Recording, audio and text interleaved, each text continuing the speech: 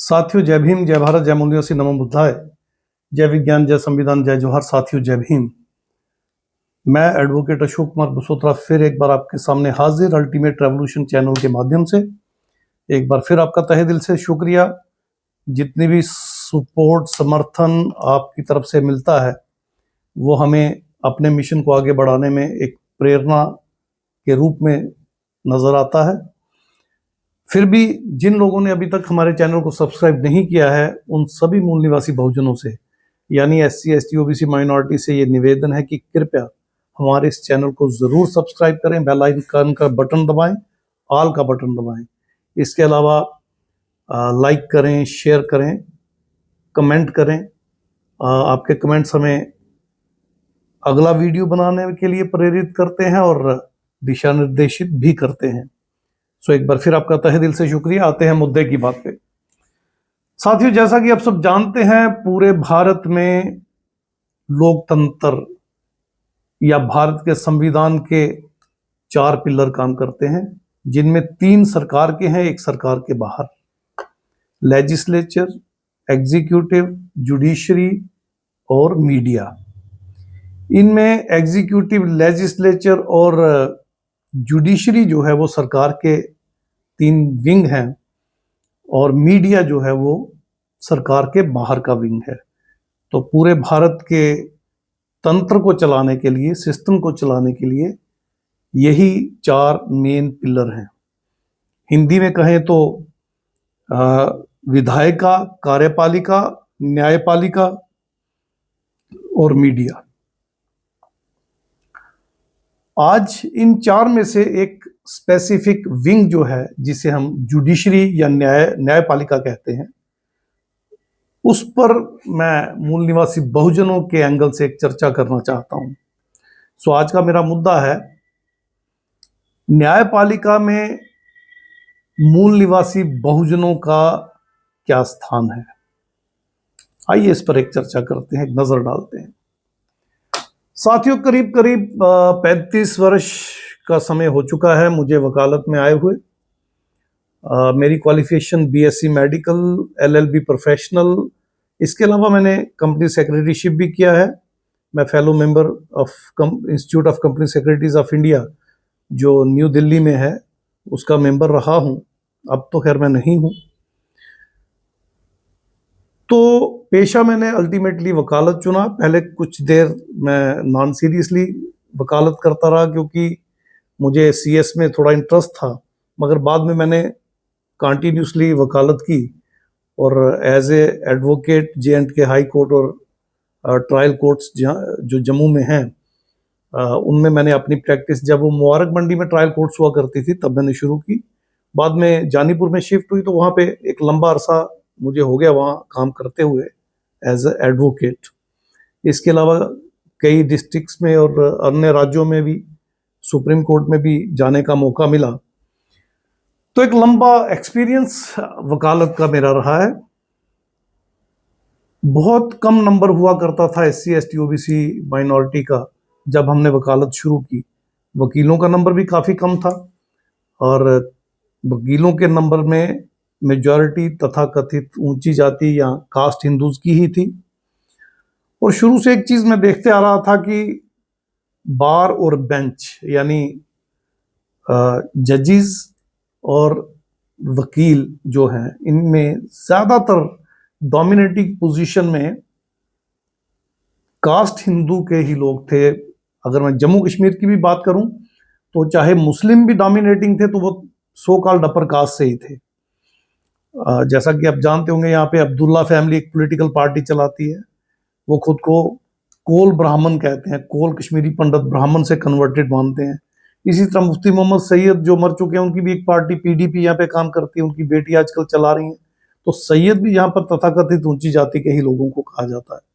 इसके अलावा एक पैंथर पार्टी हमारे यहाँ क्षत्रिय राजपूत ग्रुप चलाता है, प्रोफेसर भीम सिंह, जिनकी अब डेथ हो गई। तो कुल मिला के ये डोमिनेटिंग कास्ट दोनों तरफ, हिंदू हो या मुस्लिम हो, फिर कांग्रेस है, BJP है, तो उनके भी लोग हैं। तो जुडिशरी में भी बिल्कुल इसी तरह, चाहे कश्मीर की बात कर लें, जम्मू की बात कर लें, ले को अपवाद मान सकते, कोई ले बुद्ध या बुद्धिस्ट डोमिनेटिंग एरिया है, तो वहाँ के हालात थोड़े अलग हैं। मगर जम्मू कश्मीर के हालात अगर आप देखें तो दोनों रीजन्स में तथाकथित ऊंची जाति के ही लोग, हिंदू हो या मुस्लिम हो या और कोई हो, वही डोमिनेट करते थे जुडिशरी में या न्यायपालिका में। आज 2026 में अगर हम देखें तो ये जो जे.एंड.के हाई कोर्ट है, ये करीब 98 वर्ष इसकी उम्र हो गई है। पहले सुप्रीम कोर्ट ऑफ जे.एंड.के हुआ करती थी, क्योंकि पहले पार्टीशन से पहले हमारी स्टेट एक अलग रियासत हुआ करती थी। लेकिन सो कॉल्ड सत्ता हस्तांतरण जो हुआ जब कांग्रेस पावर में आ गई, 1947 ऑनवर्ड्स जो हालात बने, धीरे धीरे फिर जम्मू कश्मीर भी जब भारत का हिस्सा बना तो सुप्रीम कोर्ट ऑफ इंडिया तो दिल्ली में रही, फिर ये हाई कोर्ट बन गई। तो एक लंबा अरसा, करीब 98 ईयर्स जे.एंड.के हाई कोर्ट का रहा है। एससी का आज तक एक भी जज हाई कोर्ट ऑफ जे.एंड.के में नहीं बन पाया, ना प्रमोशन से और ना ही वकीलों के कोटे से, यानी डायरेक्ट रिक्रूटमेंट पे भी नहीं आया और प्रमोशन कोटे से भी नहीं आया। कुछ समय ऐसे हालात भी बने कि कोई सेशन डिस्ट्रिक्ट एंड सेशन जज जिस पोजीशन में थे कि उनकी एलिवेशन हो सकती थी हाई कोर्ट में, तो कुछ अरसे के लिए एलिवेशन ही रोक दी जाती थी ताकि वो रिटायर हो जाएं और अगले कास्ट हिंदू जो हैं उनको मौका मिले। और हमारे जम्मू कश्मीर में जो जम्मू रीजन से कास्ट डोमिनेट करती हैं, उनमें टॉप पे नंबर 1 ब्राह्मण कास्ट है। दूसरे नंबर पर अगर हम देखें तो पंजाबी खत्री या खत्री, एक वर्ड आपने सुना होगा, जम्मू में भी उनका काफी नंबर है, तो खत्री कास्ट है। तीसरे नंबर पर अगर आप आएंगे तो फिर बानिया या महाजन हमारे यहाँ कहते हैं, वैश्य कम्युनिटी जो है वो डोमिनेटिंग है। और चौथे नंबर पर राजपूत कम्युनिटी है या क्षत्रिय जिसे आप कहते हैं। तो इस तरह से हायरार्किकल पोजीशन में इनका तकरीबन दबदबा या गलबा बना रहता है। थोड़ा सा फर्क इसलिए रहता है क्योंकि कश्मीर से भी कुछ लोग आने होते हैं और कश्मीर से तकरीबन मुस्लिम लोग आते हैं, हालांकि वो भी कास्ट हिंदूज की तरह वो भी तथाकथित ऊंची जाति के मुस्लिम ही आते हैं। शायद ही आपने कभी सुना हो कि एससी कन्वर्टेड मुस्लिम, जो कि करीब 7-8% जम्मू कश्मीर की पॉपुलेशन का हिस्सा है, कोई मुस्लिम भी वहां से कोई हाईकोर्ट जज बना हो। बिल्कुल नहीं बना, आज तक एक भी नहीं बन पाया। एसटी के कुछ लोग अब हाईकोर्ट जज बने हैं, अभी रिसेंटली ये नंबर देखने को मिल रहा है, मगर पीछे इतिहास में देखे तो एसटी से भी कोई हाईकोर्ट जज नहीं बना करता था। जहां तक बात है SC ST OBC converted Muslims की, जैसे ओबीसी का एक बहुत बड़ा वर्ग मुस्लिम जो है वो हम सो कॉल्ड हिंदुओं से ही कन्वर्टेड है, तो उनके भी जज आपको शायद कोई इक्का दुक्का देखने को मिल जाए, 2-4-5 जज हो सकते हैं मुस्लिम, मगर इनके अलावा उनसे भी कोई जज नहीं बनते हैं। जहां तक हिंदू ओबीसी की अगर हम बात करें तो अभी तक जे.एंड.के में एक ही जज बने हैं, वो अब रिटायर हो चुके हैं, और उनके बाद दूसरे कोई जज नहीं बने हैं।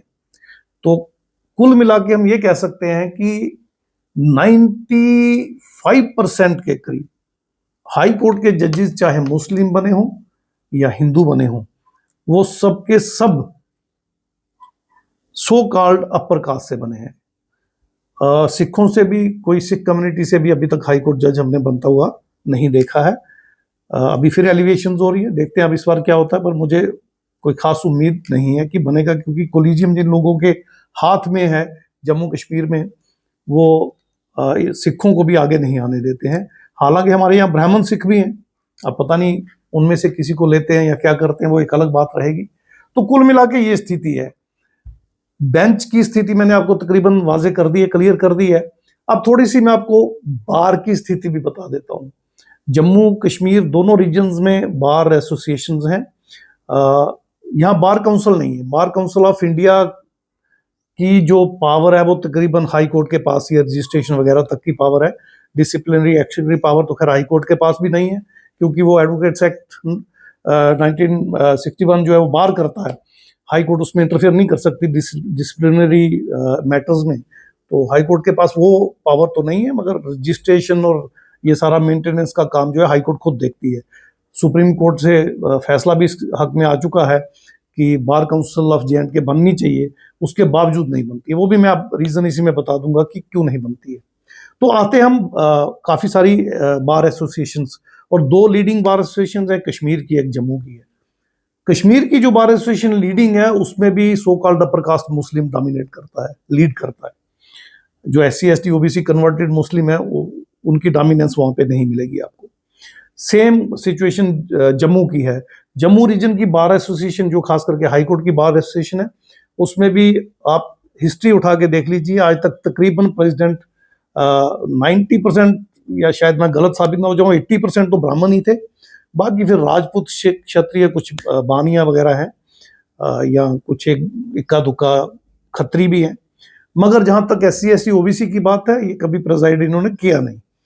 कुछ एक ने कोशिश की मगर वो सफल नहीं हो सके। तो वो जो मनुस्मृति वाला सिस्टम है, वर्ण व्यवस्था वाला सिस्टम है, जाति व्यवस्था वाला सिस्टम तो नहीं कहना चाहिए, एंटी सिस्टम है, बेसिकली अव्यवस्था है। तो वो पूरी तरह से हमारी बार जम्मू और कश्मीर दोनों बार्स पे लागू होती है। एक और चीज मैं आपको वाजे कर दूं, जो मेरा पर्सनल एक्सपीरियंस रहा है, जम्मू कश्मीर की जो बार एसोसिएशन है, जब से मैं इस प्रोफेशन में आया हूं, मैंने देखा, मैंने मेंबरशिप भी ली थी उसकी, कुछ साल में उसका मेंबर भी रहा। बाद में तो फिर मैंने रिजाइन कर दिया, मैंने छोड़ दिया बार एसोसिएशन को।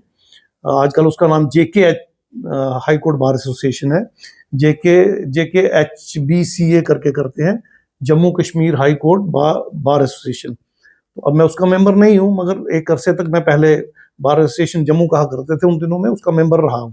मगर इसमें घुसने के बाद जब अंदर से मैंने सारी चीज़ों को स्टडी किया, तो एक चीज़ बड़ी अजीब सी मैंने देखी।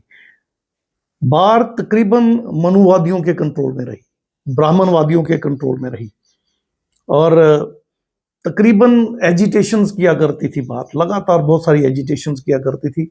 80% के करीब बार की जो एजिटेशंस हैं, वो बताया तो ये जाता था कि प्रो पब्लिक है, लोगों के लिए है, मगर उसमें एजेंडा हमेशा RSS का ही रहता था। आज तक कभी भी बार ने SC ST OBC के मुद्दे पे कोई कोशिश नहीं की, कोई एजिटेशन नहीं की, कोई किसी तरह का एजिटेट मसला नहीं किया। बहुत पुराने वक्त में भी मैं देखता हूँ, ज्यादातर मुद्दों को उठाने वाले लोग भी जो होते थे, वो ज्यादातर RSS से जुड़े होते थे, हिंदुत्ववादी संगठनों से जुड़े होते थे, और उसी तरह की चीजों को लेके आगे आते थे। हमेशा स्वार्थ जो उनका रहता था निहित इसमें, वो यूजुअली तथाकथित ऊंची जाति के हिंदू या कास्ट हिंदूज का ही रहता था। इशू उन्हीं से रिलेटेड रहता था। मुझे नहीं याद कि कभी भी SC ST OBC या इनसे कन्वर्टेड माइनॉरिटी के लोगों के लिए बार ने एजिटेशन की हो, इन पे अत्याचार हो, कोई इनके हक हकूक की बात हो, जैसे अभी जाति आधारित जनगणना की बात चल रही है, या मंडल कमीशन की बात चली थी, रिजर्वेशन प्रमोशन का मुद्दा चला था। इस तरह के जितने भी मुद्दे हैं, कभी बार ने इन चीजों को लेके एजिटेट नहीं किया, कभी बात भी नहीं की, कभी कोशिश भी नहीं की, कि छोटा सा सेमिनार तक नहीं किया। मगर दूसरी तरफ जैसे आपको याद होगा, हिंदू मुस्लिम के जितने भी इवेंट्स हुए हैं J&K में, उनको लेके बार बड़ी एक्टिव रहती है। बम बम बोले लैंड रो एक चला था एक बार, अमरनाथ की वो जो जगह है उस पर जो मसला बना था, 2008 की बात है। लगातार 2 महीने एजिटेशन होती रही थी। तो उस एजिटेशन में बार एसोसिएशन का बहुत बड़ा रोल रहा है, बहुत बड़ा रोल रहा है। इसी तरह हिंदू मुस्लिम को लेके कई बार मसले उठे, उसमें भी बार का बड़ा ज्यादा रोल रहता है। और कई मुद्दे ऐसे दिखाए जाते थे जैसे वो प्रो पब्लिक हों, मगर उनमें भी कास्ट हिंदूज का ही मुद्दा रहता है। तो मेरा ऐसा मानना है कि बार एसोसिएशन जम्मू जो थी, जो अब Jammu Kashmir high court bar association है, वो पूरी तरह से कास्ट हिंदूज के नियंत्रण में भी है और उन्हीं के मुद्दों पे बात करती है। अगर आप बार एसोसिएशन के ऑफिस में आप जम्मू में चले जाएं, हाई कोर्ट के अंदर ही वो प्रेमिसेस में ही ऑफिस है, तो उसमें अगर आप देखेंगे तो राम मंदिर का चित्र आपको वहां दिख जाएगा। फिर वो जो RSS की भारत माता वाला चित्र है वो आपको वहां दिख जाएगा। हिंदू देवी देवताओं के चित्र वहां पे दिख जाएंगे। हालांकि मुस्लिम्स का नंबर काफी बड़ा है, J&K HCBA में काफी बड़ा है, लेकिन उनका कोई मुस्लिम कोई चित्र वहां पे नहीं दिखेगा, कोई सिखों के गुरु का चित्र वहां पे नहीं दिखेगा, कोई जीसस क्राइस्ट का चित्र आपको वहां नहीं दिखेगा। लेकिन हिंदुओं के तकरीबन वहां पे चित्र दिखेंगे। अगर आप चाहें तो बार एसोसिएशन के ऑफिस में विजिट करके देख सकते हैं। और इसी तरह से अभी रिसेंटली ट्रायल कोर्ट में एक मंदिर बना है, तो अगर आप चाहें आगे देख सकते हैं, बड़ा भंडारा वगैरह भी वहां लगा था। इवन हाई कोर्ट कम्प्लेक्स में ट्रैफिक कोर्ट के सामने भी एक छोटा सा मंदिर बन गया है। तो पूरे हाई कोर्ट को भी अब ये ब्राह्मणाइज करने का एक जो कह लीजिए सिलसिला वो शुरू हो चुका है। मेरा ऐसा मानना है कि मैं कास्ट हिंदू से तो कुछ नहीं कहना चाहता, ब्राह्मण हो, क्षत्रिय हो, वैश्य हो, पंजाबी खत्री हो, ये जो कास्ट हिंदू से जो सो कॉल्ड अपने आप को ऊंची जात या ऊंचा हिंदू मानते हैं या स्वर्ण मानते हैं, सुवर्ण मानते हैं, इनके बारे में तो मैं कोई बात नहीं करना चाहता, ना इनको कोई मैसेज देना चाहता हूं। मगर हाँ, एक सवाल मैं अंत में पूछना चाहता हूं। मैंने आपको बेंच की भी स्थिति बता दी है, बाहर की भी स्थिति बता दी है। मैं SC ST OBC और इनसे कन्वर्टेड मुस्लिम सिख क्रिश्चियंस जो हैं, उनसे मेरा एक निवेदन है, एक सवाल है उनसे मेरा, कृपया कमेंट बॉक्स में वो जरूर जवाब दें, और मुझे उन्हीं से जवाब की तवक्को है। कास्ट हिंदू के बारे में ना तो मैं कुछ कहना चाहता हूं, ना मैं उनसे कोई एक्सपेक्ट करता हूं कि वो इस पे कोई टिप्पणी करें, रादर वो ना करें तो बेटर है। तो मूल निवासी बहुजन वकीलों से मेरा ये सवाल है कि जब बार एसोसिएशन जम्मू या JKHCBA, इस तरह की जितनी भी एसोसिएशन JNK में है या इवन पूरे भारत में है, मैंने देखा इवन सुप्रीम कोर्ट भी इन्हीं के कंट्रोल में बार है, बार काउंसिल भी इन्हीं के कंट्रोल में, तकरीबन बार काउंसिल इन्हीं के कब्जे में है, मेरा जाती तजर्बा यही है। तो मेरा सवाल ये है कि जब ये बार एसोसिएशन या बार काउंसिल या जो भी है वकीलों की ऑर्गेनाइजेशन हैं, जब ये आपके हितों के विरोध में काम करती हैं और मनुवादी और ब्राह्मणवादी व्यवस्था और लोगों के फेवर में काम करती हैं, और जैसा कि हमने नंबर ऑफ वर्डिक्ट्स बहुत सारे फैसले सुप्रीम कोर्ट के भी देख लिए, तकरीबन हाई कोर्ट्स के भी देख लिए, उनको भी अगर हमने स्टडी किया हो या नहीं किया तो कर लीजिए, वहां भी पूरी तरह से ब्राह्मण और ब्राह्मणवादियों के हितों की रक्षा करने के लिए सारे फैसले हो रहे हैं। संविधान को तार तार किया जा रहा, ताक पे रख दिया गया है। तो जब सारा कुछ ब्राह्मण तंत्र बन चुका है, तो मेरा सिर्फ आपसे इतना सवाल है जिसका आपको जवाब मेरे कमेंट बॉक्स में देना है कि आप ऐसी एसोसिएशन का मेंबर क्यों बनते हैं, इनको मेंबरशिप फी के रूप में फंडिंग क्यों करते हैं, इनके हुक्म जो मूल निवासी बहुजनों के विरोध में होते हैं उन्हें क्यों मानते हैं, आप इनके जर खरीद गुलाम क्यों बने हुए हैं, आप अपनी अलग से बार एसोसिएशंस क्यों नहीं बनाते, आप अपना नंबर इकट्ठा करके, क्योंकि अब आपका नंबर 60% से ज्यादा हो चुका है, सारी की सारी स्टेट बार काउंसिल्स और बार काउंसिल ऑफ इंडिया पे खुद कब्जा क्यों नहीं करते, और ऐसा करके फिर आप कोलिजियम सिस्टम को खत्म करवा के जुडिशरी के हाई कोर्ट और सुप्रीम कोर्ट के सारे पदों पर खुद कब्जा क्यों नहीं करते, आप क्यों इनके गुलाम बने हुए हैं और क्यों पीढ़ी दर पीढ़ी इनकी गुलामी में लगे हुए हैं और क्यों आने वाली पीढ़ियों को भी इसमें झोंकना चाहते हैं, यह मेरा सवाल है आपसे। कृपया इसका जवाब जरूर दीजिए। और मैं फिर क्लियर कर दूं, मुझे कास्ट हिंदू से कोई लेना देना नहीं, ना मैं उनसे कुछ पूछना चाहता हूं, ना उन्हें कुछ बताना चाहता हूं। वो बहुत अक्लमंद है, बहुत इंटेलेक्चुअल है, अपनी कौम के लिए, अपने लोगों के लिए वो पूरे भारत के मूल निवासी बहुजनों का गला काटने की सलाहियत रखते हैं और वो काट रहे हैं, वो उनका धर्म है, वो उसे निभाएं, मुझे कोई लेना देना नहीं। मेरा सवाल सिर्फ मूल निवासी बहुजनों आपसे है, और जो सवाल मैंने पूछा कृपया उसका जवाब जरूर दीजिएगा। और ये सवाल सिर्फ मैं जम्मू कश्मीर के मूल निवासी बहुजन वकीलों से ही नहीं पूछ रहा हूं, पूरे भारत के मूल निवासी बहुजन वकीलों से पूछ रहा हूं, एडवोकेट से पूछ। आपका दायित्व बनता है बाबा साहब डॉक्टर भीमराव अम्बेडकर की तरफ, कृपया जवाब जरूर दीजिएगा। उम्मीद है आपको मेरी बात समझ में आई होगी और आप कमेंट बॉक्स में मुझे इसका जवाब जरूर देंगे। इस एक सवाल के साथ मैं अपनी बात को खत्म करता हूं। मिलते हैं अगले वीडियो में। जय भीम, जय भारत, जय मूल निवासी, नमो बुद्धाय, जय विज्ञान, जय संविधान, जय जोहर साथियों, जय भीम साथियों।